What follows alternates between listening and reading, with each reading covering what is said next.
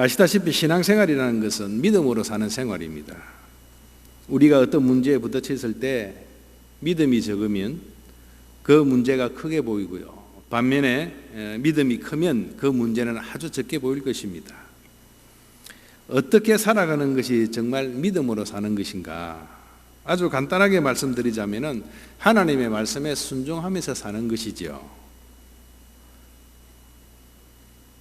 믿음이 약하면 하나님의 말씀이 실감나지 아니하고 그저 이론에 불과한 것처럼 여겨집니다. 그렇기 때문에 명분상 그리스도인이지 오히려 불신자보다 더 행복하지 못한 삶을 살게 되고 오히려 불신자들을 부러워하면서 은근히 그들과 함께 어울리기를 바라고 있습니다. 이런 경우가 오랫동안 지속이 되면은요, 신앙의 해이를 품게 되고 결국은 그 신앙을 떠나게 되기도 합니다. 그렇기 때문에 우리가 믿음으로 살기 위한다면 먼저 하나님의 말씀에 대해서 우리가 바로 알아야 합니다. 단순히 머리로 알고 감정적으로 관심을 보인다고 해서 그거 믿음이라 할 수 없습니다. 하나님의 말씀대로 바른 신앙생활을 해야 비로소 열매 맺는 신앙인이 될 것이고 이것이 바른 믿음입니다. 왜냐하면 믿음은 깨닫는 것뿐만 아니고 행동하는 것이기 때문입니다. 야고보서 2장 26절에 이런 말씀이 있지 않습니까? 영혼이 없는 몸이 죽은 것 같이 행함이 없는 믿음은 죽은 것이다. 그랬습니다. 오늘 경영 아카데미 졸업하신 여러분 정말 축하드립니다. 바쁜 시간 가운데서도 그렇게 시간을 내어서 열정적으로 얼마나 말씀을 많이 배우셨습니까? 얼마 전에 제가 TV를 보니까 여러분 그 맛집 자랑하는 TV 있잖아요, 그죠? 프로그램 뭐 유명한 뭐 어디에 무슨 동에 맛집이 있고 그래서 그걸 보니까요, 어떤 할머니께서 그 식당을 운영하시는데 자리가 없어서 정말 뭐 앉지 못할 정도로 연 매출이 뭐 몇 억 정도 조그만 식당인데요. 그래서 촬영을 가는데 음식 만드는 과정을 쭉 보여줍니다. 그런데 보통 식당 가면은 그런데 촬영을 가면은 결정적으로 안 가르쳐 주잖아요, 그죠? 비법이니까 이건 촬영 못 한다 그러고, 그죠?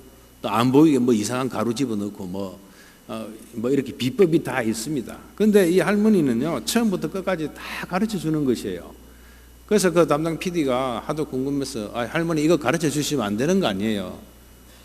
그러니까 씩 웃으시면서 저는 그 이름도 기억도 못하고 식당도 모르겠어요. 그런데 이 말만 이렇게 기억이 나요. 이 레시피를 다 가르쳐줘도 몰라서 맛을 못 내는 것이 아니라 그렇게 안 한다 이것이에요. 다 가르쳐줘도 그렇게 안 하기 때문에 맛을 못 내는 거지 몰라서 못 내는 것이 아니다.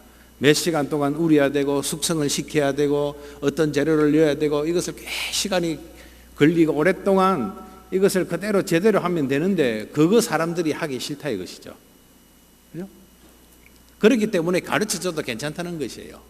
가르쳐줘도 나처럼 이렇게 제대로 오랫동안 숙성시키고 기다리면서 이렇게 만들지 않기 때문에 이런 맛을 못 낼 것이라는 거 아니겠습니까? 여러분 많이 배우셨잖아요. 여러분 신앙생활 하시는 데 있어서 몰라서 못 하신 것이 무엇이 있습니까? 그죠? 다 아는 것이에요. 또 이렇게 공부를 해서 더 깊이 잘 아시잖아요.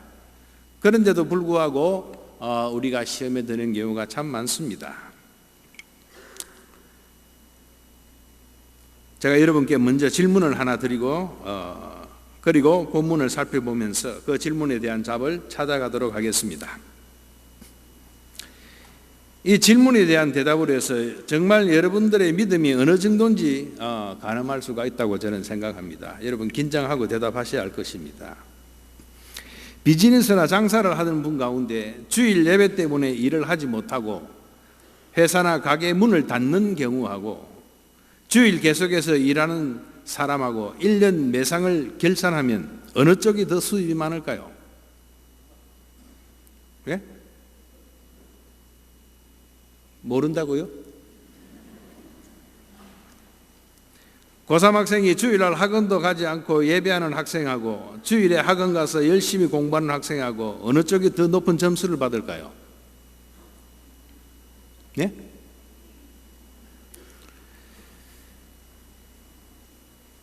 주일 성수 안 하고 장사해서 매상이 더 오른다 그러면은 믿음이 없는 것 같기도 하고,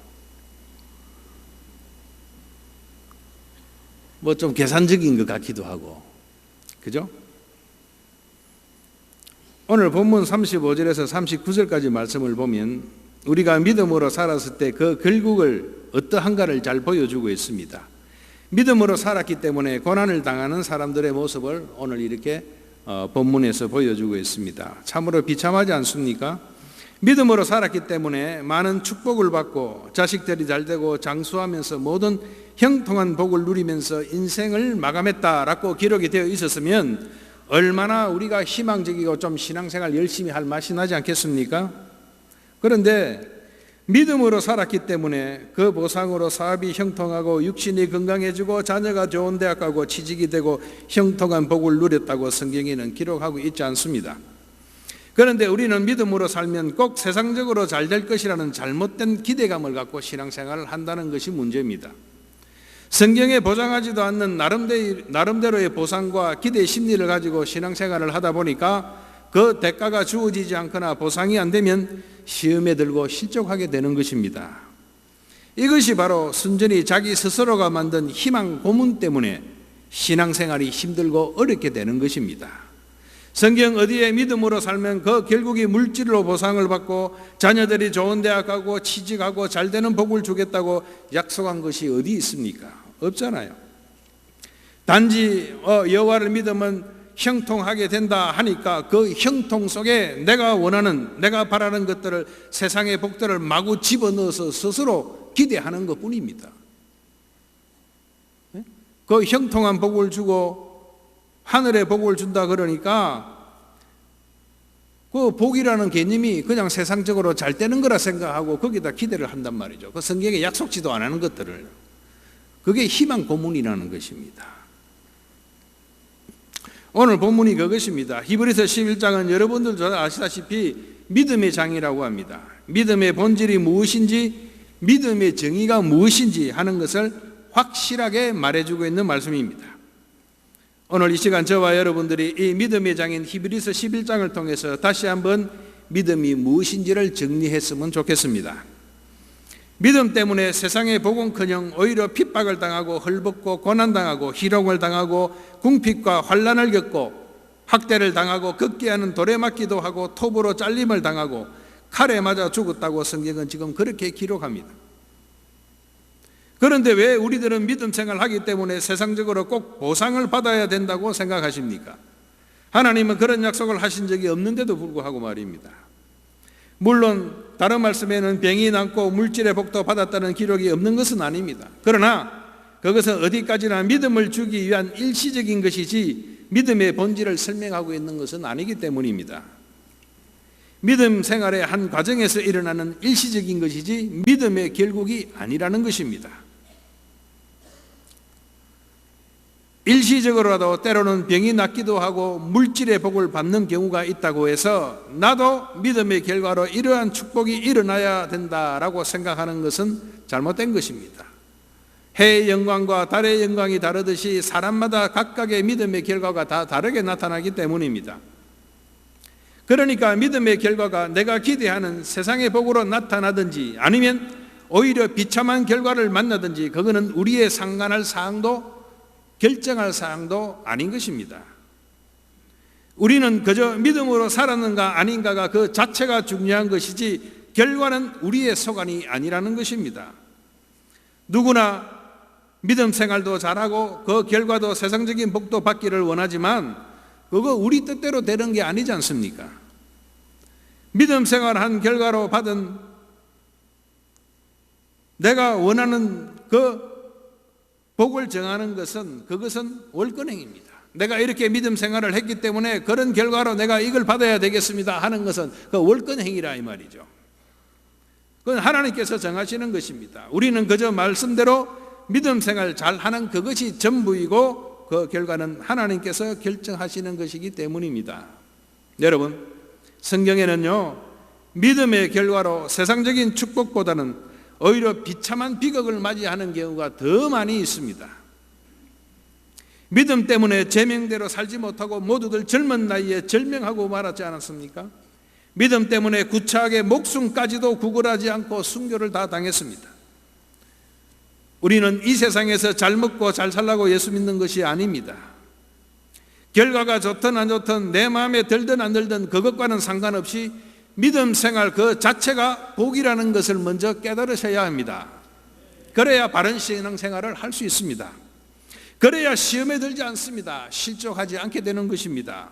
여러분, 헌금을 하시면서도 내가 이렇게 어려운 가운데서도 11조도 쪼개드리고 헌금을 하는데 언젠가는 하나님께서 물질로 채워주시겠지, 그런 막연한 기대감을 버리고 헌금하시기 바랍니다. 드리는 것 자체가 복이고 기쁨이고 우리의 만족이 되어야 하는 것입니다. 물론 말라기 3장 10절에 보면 11조를 하면 복이 넘치도록 부어주신다고 했습니다. 아마 여러분 그거 잘 아시죠? 그죠? 그런데 자세히 보시면요, 하늘의 문을 열고 복을 주신다고 그랬습니다. 세상 문이 아니고 하늘의 문을 여시겠다 그랬지요. 세상의 물질이나 돈이나 명예의 복을 주는 그런 세상의 문을 여는 것이 아니라 이것보다 더 값진 신령한 복들을 주시는 하늘 문을 열겠다라고 하셨습니다.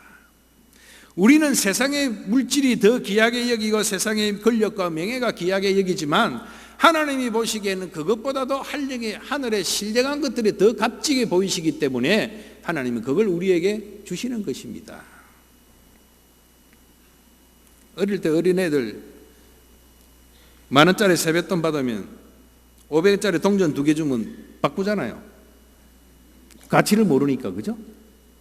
그거 똑같은 것이에요. 애들 10,000원짜리 50,000원짜리 주면 안 한다고 동전 딸랑딸랑 하는 거 좋아하지. 그것처럼요, 하나님께서는 큰 걸 줘도 가치를 모르니까 자꾸 그거 달라 우리 그러는 거와 똑같은 것입니다. 늘 시간이 모자라고 쫓기는 생활 가운데서도 말씀 묵상하고 기도하고 예배하면서 언젠가는 하나님이 이 억울함을 알아주시겠지, 그만큼 보상을 해 주실 것이라고 기도하고 예배해서는 안 되는 것입니다. 여러분, 그러다가 모자라는 가운데 11조하고 헌금했는데 나중에 물질로 결국 안 채워주시면 여러분 어떻게 하시려고 그럽니까? 시험 들고 더 이상은 11조 안 하고 헌금 안 하게 되는 거 아니겠습니까? 차라리 이 돈으로 적금을 붓자, 그죠? 바쁜 가운데서도 피곤한 가운데서도 기도하고 예배했는데 그 대가가 주어지지 아니하면 무엇 때문에 기도하고 예배하시겠습니까? 그 시간에 더 쉬어야 하고 다른 일 하게 되는 거 아니겠어요? 그러니까 하나님께서 약속하지도 않은 막연한 기대를 갖고 신앙생활을 하시게 되면 나중에 이렇게 결국 실족하게 되는 것입니다. 스스로 만든 허황된 희망 고문 때문에 신앙생활에 기쁨이 없고 항상 조급하고 불안하고 짜증이 나게 되어 있는 것입니다. 여러분, 그런 무책임하고 허황된 희망 고문을 여러분 버리시길 바랍니다. 믿음 때문에 모자라고 힘들고 그런 가운데서도 하나님께 물질을 드리고 바쁜 가운데서도 기도하고 예배하면서 살아가는 그 삶 자체가 이미 복받은 삶입니다. 그 이상 더 무엇을 바라십니까? 결과와 상관없이 말입니다. 오늘 본문에 기록된 믿음의 선배들을 한번 보십시오. 세상 사람들이 이런 사람들 보고 뭐라고 평가합니까? 세상이 감당치 못할 사람이다 라고 합니다. 믿음을 잘 지켜서 엄청난 물질의 복을 받고 자녀들이 잘 되고 많은 복들을 누려서 세상이 감당치 못할 사람들이라고 그럽니까? 히브리서 11장 전체가 세상이 감당 못할 사람에 대한 기록입니다. 어떤 사람들이 세상에 감당치 못한 사람입니까? 35절에 보니까 여자들은 자기의 죽은 자를 부활로 받기도 하며 또 어떤 이들은 더 좋은 부활을 얻고자 악행을 받되 구차히 면하지 아니하였으며 라고 했습니다. 바로 부활의 소망을 가진 사람이죠. 세상이 감당치 못할 사람은 부활의 소망을 가진 사람입니다. 부활의 소망이 무엇입니까? 예수님이 다시 사신 것처럼 다시 사는 것을 믿고 사는 것 아니겠습니까? 아브라함은 부활의 소망을 가졌기 때문에 이삭을 모리아 제단에 번제로 드리기를 주저하지 아니했습니다. 오늘 우리에게도 어떠한 세상의 물질의 대가보다는 확실한 부활의 소망이 있어야 합니다. 본문 말씀은 고난 중에 살다간 초대교회 성도들의 부활의 승리를 잘 보여주고 있습니다. 두 번째로 세상이 감당치 못할 사람은요, 죽을 각오가 되어 있는 사람입니다. 36절 7절에 보면 어떤 이들은 희롱과 채찍뿐만 아니라 결박과 옥에 갇히는 시험도 받았으며 돌로 치는 것과 톱으로 캐는 것과 시험과 칼에 죽는 것을 당하고 양과 염소의 가죽을 입고 유리하여 궁핍과 환난과 학대를 받았으니 라고 했습니다.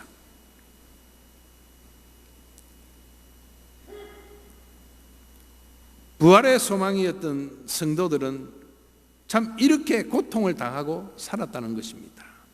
그들은 희롱과 채찍을 맞았습니다. 바울이 그렇지 않았습니까? 결박과 옥에 갇히는 시험을 받았습니다. 예레미야가 그랬고 베드로가 그랬고 사도 바울도 그러한 고난을 당했습니다. 돌로 침을 당했다고 그랬습니다. 선지자 스가랴가 하나님의 진실을 말하다가 백성들이 던지는 돌에 맞아 죽고 말았습니다. 스데반 집사는 예수를 증거하다가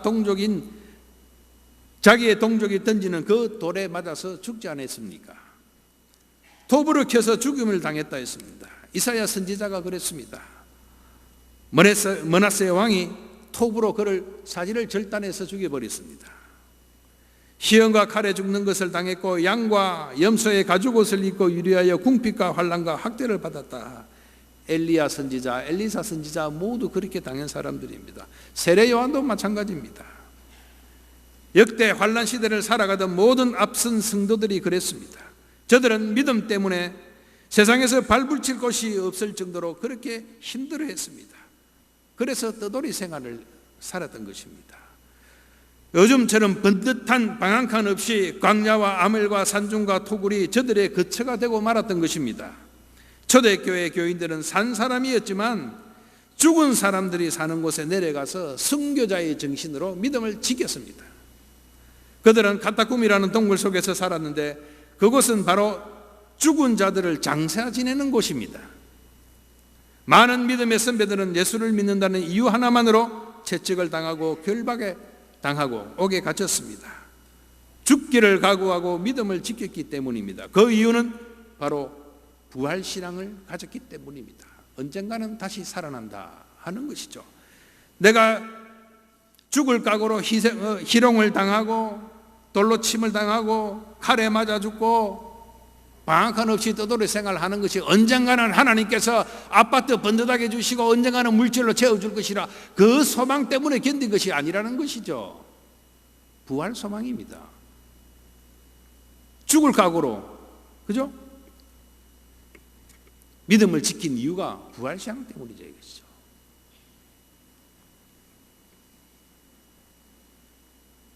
그런데 이상하게 어떻게 변질이 되었는지 언젠가는 채워주실 거야. 주실 수도 있고 안 주실 수도 있는 것이에요. 주시면 감사하고 안 주시면 당연하고 생각하셔야죠. 꼭 보상을 바라서 하게 되면 실족한다는 것입니다. 유대인들의 아이들의 가르침에 있어서 제일 먼저 하는 것이 11조를 가르칩니다. 그러면서 하는 말이 꼭 있습니다. 하나님께서 이 물질을 채워주실 것을 기대하고 11조를 하지 마라. 그렇게 가르친다 이것이죠. 그렇게 어릴 때부터 하나님 채워주실 거야. 우리가 그냥 예사로 그냥 이렇게 이야기하지 않습니까? 하나님 다 채워주시니까 걱정 마 애들은 채워주실 거니까. 오늘 나 이거 영화 보고 과자 사 먹어야 되는데 걱정 마, 하나님 채워주실 거야. 헌금 내면 그 막연한 희망 고문 애들한테 주면 안 된다 이것이죠. 그러다가 안 채워주면 어쩌랍니까? 여러분이라도 채워줄 수 있지만 여러분은 성인이 돼서 누가 채워줄랍니까? 그 애매모호하게 그런 신앙생활 하시면은 실족하기 십상입니다. 안 그래도 더워 죽겠는데 일기에 자꾸 희망 고문해가지고 짜증나게 만드는데 신앙생활도 그렇게 하실랍니까? 이제 세상이 감당치 못할 사람들은요, 고난 중에도 예수만을 의지하는 사람입니다. 38절에 보니까 이런 사람은 세상이 감당치 못하도다. 저희가 광야와 산중과 아멜과 토굴에 유리했다 했습니다. 여러분, 죽을 각오를 하고 싶어도 죽을 각오는 아무나 하는 것이 아닙니다. 죽을 각오는 우리 힘으로 하는 것이 아니기 때문입니다. 죽음을 이기신 예수님을 의지함으로 죽을 각오를 할 수 있는 것입니다.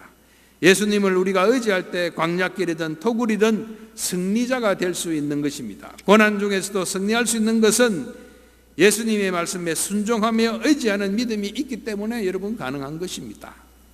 그 결과로 세상이 감당치 못한 사람들에게 하나님께서 무엇을 예비하신다라고 약속하셨습니까? 하나 약속을 하신 것이 있어요. 무엇입니까? 39절 40절에 보면 이 사람들이 다 믿음으로 말미암아 증거를 받았으나 약속을 받지 못하였으니 이는 하나님이 우리를 위하여 무엇을 예비했다고요? 더 좋은 것. 더 좋은 것. 우리가 물질 좋아하고 권력 좋아하고 명예 좋아하잖아요. 그것보다 더 좋은 것. 우리는 겸손해서 더 좋은 것은 주님 필요 없고요. 그냥 좋은 것만 좀 주시면 좋겠는데요. 하나님은 우리를 사랑하셔서 더 온전하고 완전하고 더 좋은 것을 예비하셨다 그랬습니다. 더 좋은 것, 그것은 이 세상의 돈과 권력과 명예나 형통함이 아니라 이 땅에서 줄 수 없는, 이 땅에서 얻을 수 없는 의의 평강이요 의의 기쁨입니다. 이 의라고 하는 것은 예수님을 가리킵니다. 예수님이 주시는 평강이요 예수님이 주시는 기쁨입니다. 더 좋은 것 하니까 우리가 알아서 그냥 더 좋은 것, 우리가 원하는 것을 그냥 슬쩍 집어넣는 거죠. 성경에 약속도 안 했는데 우리가 원하는 것, 그죠? 우리가 그렇게 고대하는 것, 돈을 더 좋은 것 하니까 돈이 모양이다, 물질은 모양이다, 뭐 명예 모양이다, 뭐 자녀 인류대학 보내는 모양이다, 좋은데 취직하는 것 같다. 우리가 생각하는 그 수준의 좋은 것을 그냥 하나님이 약속하신 더 좋은 거 거기다 홀라당 집어넣는 거예요. 그래서 스스로 희망 고문하는 것이에요. 하나님 그 약속하신 적이 없는데 그거 안 준다고 나중에 띵깡 부리고 그냥 시험에 드는 것입니다. 여러분, 세상에 주는 기쁨은 잠시입니다. 일시적인 것입니다. 그러나 주님이 주시는 기쁨과 평강은요 거룩한 것이요 영원한 것입니다. 없어지는 것이 아니라는 것이죠. 히브리서 11장 1절에 보면 믿음은 바라는 것들의 실상이며 증거라고 하지 않았습니까? 이 실상과 증거가 다름 아닌 바로 우리들의 삶 자체가 믿음의 실상과 증거가 되어야 한다는 것입니다. 믿음으로 인해서 뭐 받은 것이 실상이고 증거로 나타나는 것이 아니고 믿음의 결과로 실상과 증거를 이 세상의 물질이나 권력이나 형통함에서 찾는 것이 아니고 바로 우리 삶 자체에서 찾아야 한다는 것이죠. 그것이 믿음의 실상이요 믿음의 증거입니다. 우리 삶 자체가 믿음을 갖고 살아가는 것 자체가 바로 믿음의 실상이요 믿음의 증거입니다. 하나님이 살아계신다는 걸 믿기 때문에 나와서 예배하는 삶, 이것이 증거가 되지 않겠어요? 그것이 하나님의 살아계신 실상을 우리를 통해서 보여주는 것 아니겠냐 말이죠. 우리가 믿음에 대하여 반드시 축복을 받아야만 믿음으로 사는 것이다 라는 잘못된 생각을 여러분 바꾸셔야 합니다. 또한 믿음으로 살았기 때문에 그 대가로 축복을 받는 것도 아닙니다. 믿음으로 산 결과와는 상관없이 믿음으로 산 그 자체가 복인 것입니다. 믿음으로 살아서 세상의 복을 받자가 아니라 믿음의 삶으로 하나님께 영광 돌리자, 이것이 올바른 믿음입니다. 이러한 믿음의 성도를 위해서 더 좋은 것을 하나님은 예비하십니다. 여러분, 제가 설교하기 전에 여러분에게 질문을 드리지 않았습니까? 질문에 이제 제가 답을 하겠습니다. 아마 여러분 짐작하셨으리라 생각이 듭니다. 당연히 주일에 문 열고 장사하는 것이 주일에 문 닫고 하는 것보다 매상은 더 오르지요. 그죠? 하다못해 52주, 1년에 52번, 그죠? 그 매상은 더 오를 거 아니겠어요? 주일에 교회 와서 예배하는 학생보다 주일에 교회 안 오고 학원 가서 공부하는 학생이 더 높은 점수를 받는 것이 당연합니다. 물론 머리 차이는 있겠지만 산술적으로 그렇습니다. 그런데 우리 이거 부정해서는 안 됩니다. 주일 성수했다고 해서 적게 일하는데도 하나님이 매상을 더 올려주고 공부를 덜 했는데도 하나님이 점수를 올려주고 그런 막연한 기대를 하지 마시기 바랍니다. 그렇게 약속하신 적이 없다고 하지 않았습니까? 인정할 것은 인정해야 합니다. 우리는 무임승차를 하려고 합니다. 일 안 하고 공부 안 하는데도 다 채워주고 보상해주고 점수 높여주면 누가 그리 원하겠습니까?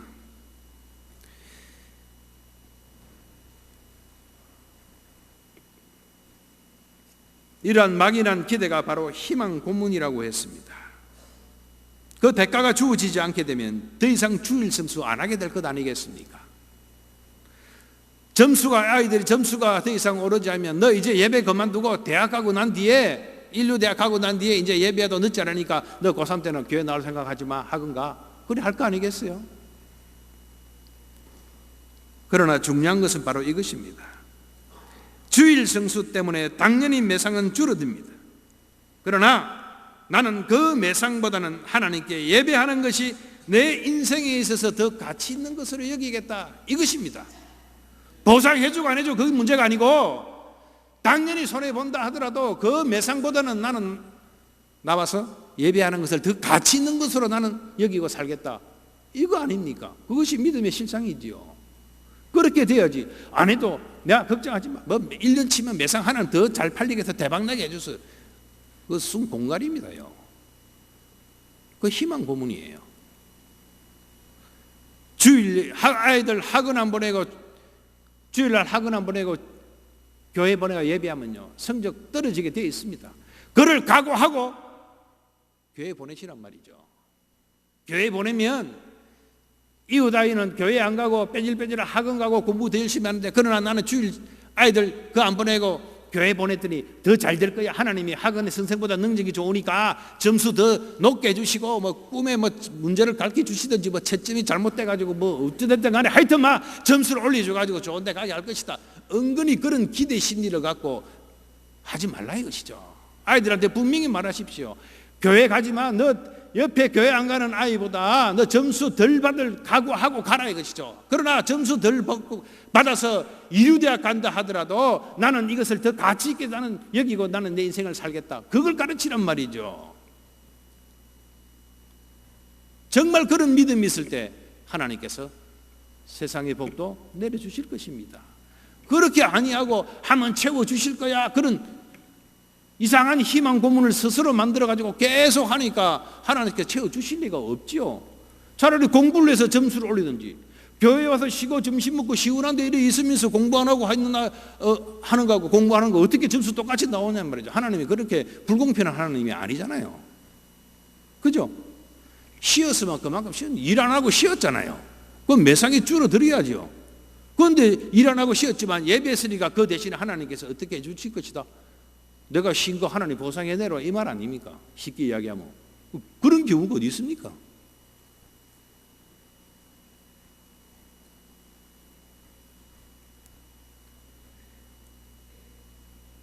솔직히 말해서 11조 한번 떼어 먹는다고 하나님 우리 해코지를 안 하십니다. 11조 떼어 먹으니까 즉 한 망하게 해줘. 11조 떼어 먹으면 이런 생각 들지 않습니까? 11조 떼어 먹다가 괜히 가서 어디 다리를 부러뜨리갖고 11조 낸 만큼 병원비가 딱 나가더라. 해야 되겠더라. 두 번 떼어 먹었더니 두 번 떼어 만큼 입원비가 딱 나가. 하나님 돈이 없으신 분입니까? 예배하러 빠진다고 해서 하나님 찾아가지고 해코지라고 다리 부러뜨리고 그런 분이 아닙니다. 제가 무슨 말씀 드리려고 하는지 아십니까? 그런 두려움에 쌓여서 신앙생활을 해서도 안 된다는 것입니다. 하나님은 절대적인 영광 가운데 계시는 분입니다. 여러분이 예배해서 영광 돌린다고 해서 하나님께서 영광에 더 늘어나고, 여러분께서 영광 안 돌린다고 하나님 영광이 조금 줄어들고 하지 않죠. 여러분 배우셨죠? 하나님은 절대적인 영광 가운데 계시는 분입니다. 절대적인 것이 무엇입니까? 여러분 수학 시간에 배웠잖아요. 절대치, 그죠? 뭐 또 고리 띵합니까? 교회에 와서도 수학 배워야 돼. 절대치라는 그 수가 더하거나 빼거나 수와 관계없이 그대로 그 가치를 지는 거 절대치라고 그러지 않습니까? 하나님의 영광이 그렇단 말이죠. 내가 영광 돌린다고 해서 하나님의 영광이 불어나고 내가 안 돌린다고 해서 하나님의 영광 줄어도 그런 것이 아닙니다. 11조 안 한다고 해서 하나님께서 망하게 하고 예배 빼먹었다고 해서 해코지라고 절대 그런 분이 아닙니다. 그런 두려움에 여러분 11조 하고 그런 두려움에서 여러분 예배하고 그렇게 해서는 안 되는 것입니다. 그것과 상관없이 그것과 상관없이 나는 예배하는 것이 내 인생의 최고 가치로 두겠다. 그걸 하나님께서 원하시는 것입니다.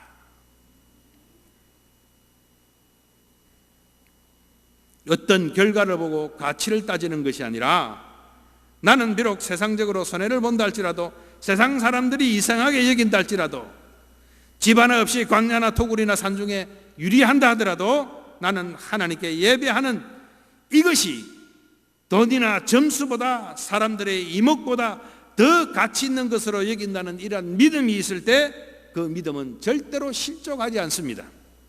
이러한 확고한 믿음이 있을 때 세상이 감당치 못하는 사람이 여러분 되는 것입니다. 그렇기 때문에 우리들의 삶에 어떠한 환경이 닥치든지, 어떠한 일이 주어지든지, 어떠한 결과를 우리가 만나든지 이처럼 세상이 감당치 못할 사람으로 살아야 하는 것입니다. 여러분, 스데반 집사는 마지막 죽는 순간까지 믿음을 지키다가 돌에 맞아 죽지 않았습니까? 그렇다고 해서 그 누가 스데반 집사를 불행한 삶 살다 간 사람이라고 말하지 않습니다. 스데반 집사뿐만 아니라 많은 믿음의 선배들이 이렇게 비참한 죽음을 당했습니다. 그렇다고 해서 어느 누구도 이들을 불행한 삶 살았다고 하지 않지 않습니까? 여러분, 믿음 생활 하시면서 받은 축복이 무엇입니까? 평생 동안 신앙생활 하시면서 얻은 결과가 무엇입니까?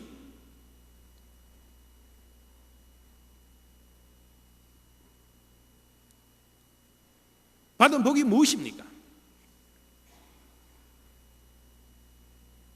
꼭 오래 살았다고 축복이 아닙니다. 돈을 많이 벌었다고 축복이 아닙니다. 높은 자리에 앉았다고 축복이 아닙니다. 말씀드렸다시피 하나님의 축복은 믿음으로 산 그 자체가 이미 축복받은 인생입니다.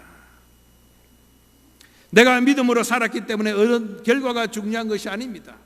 그 결과와는 상관없이 나에게 어떤 환경 가운데서도 믿음을 저버리지 아니하고 얼마나 하나님께서 원하시는 믿음의 삶을 살아왔는가, 그 자체가 중요한 것이라는 것입니다. 그러한 삶 자체로 기쁨이 되고 그 자체로 만족이 되어야 하는 것입니다. 그럴 때 비로소 우리의 필요를 아시는 하나님께서 우리를 만족케 해 주실 것입니다.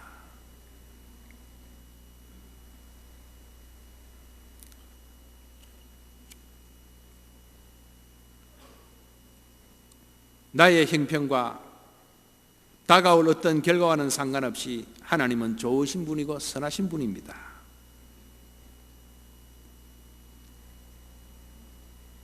우리의 필요를 아시는 분입니다. 그렇기 때문에 진실로 이러한 믿음으로 살아갈 때 어찌 자식에게 선한 길로 인도하시고 좋은 것을 주시지 아니하시겠습니까? 우리의 궁핍을 모르는 채 하시겠습니까? 사랑하는 경량의 성도 여러분, 히브리서 11장에 나오는 사람들은 좋은 환경을 만났기 때문에 믿음으로 살았다라고 말하지 않습니다.